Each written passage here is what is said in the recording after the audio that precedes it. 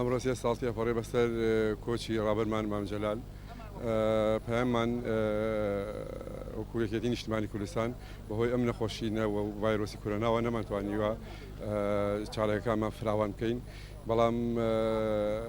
لە کاتژمێردا وەکو بڕیاری مەکتەبی سیاسی ساتی وەساین بۆ ڕۆحی بەرزەفڕی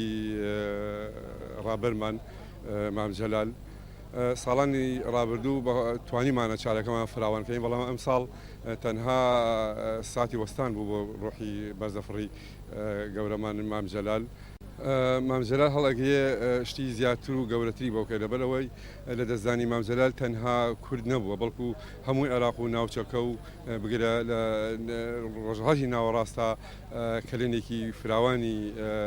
جێهێشتووە. جنابی سەرکردە هەڤاڵ مام جەلال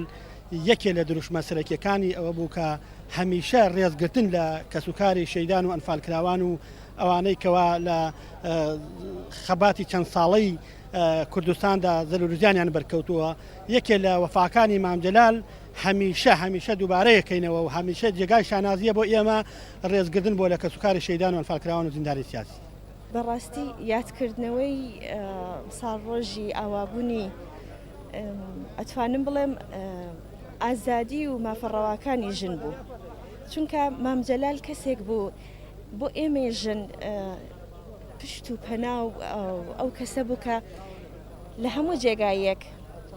ئەولەویەتی داوت بە ژن ئەوە زۆر بۆ ئێمە جێگای فەخر و شانازی بوو کە کەسێک پیاوێکی هێندە مەزن پشتیوانمان بێ و بتوانێت ڕێگە پیشاندەرمان بێ و مامۆستامان بێ لە هەموو بوارەکانی ژیانە. ئەتوانم بڵێم ئاوابوونی ئارامی و ئاسایش نەک تەنها بۆ هەموو خەڵک بە تایبەتی بۆ ژنان لە دوای کۆچی مام بەدی ئەکرێت و هیوادارم هیچ نەبێ ئەو قوتابیانەی کە لە ئەو خوێندنگەی مامی گەورە فێر بوون بتوانن ڕێگە نیشاندەری ئەو خەڵکانە بن کە چاوەڕێی ئەو مافەڕەوانایە ئەکەن کە لە سەردەمی مام جەلال بەدی ئەکریا.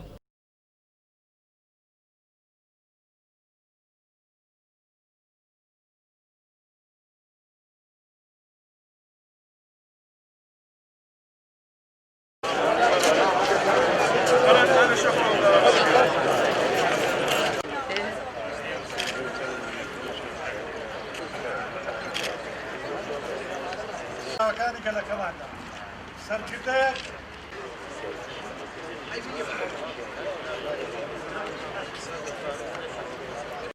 ابراهيم بويا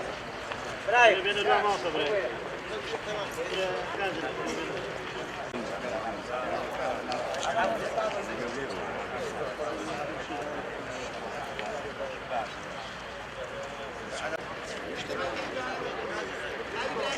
كارز قال شلون اوراسو؟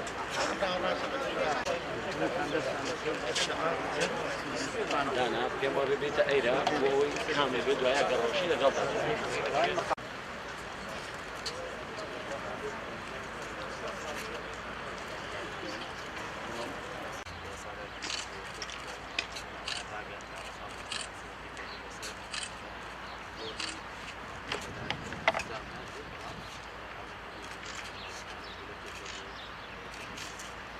دوباره زۆر سپاس بۆ ئامادەبوونتان من ڕەنگە ئێوە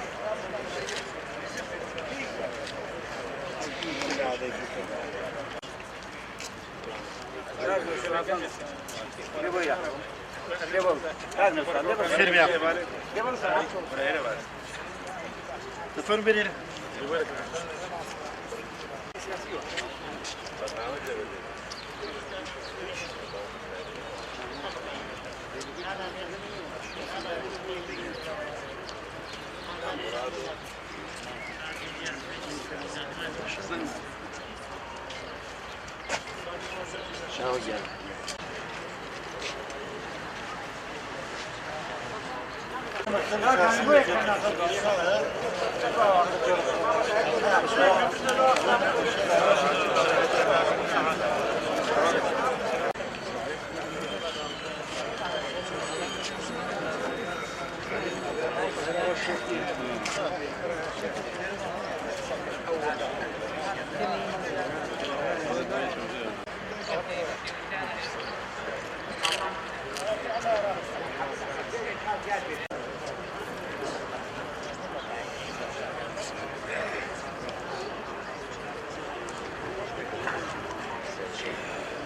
كريمة كمان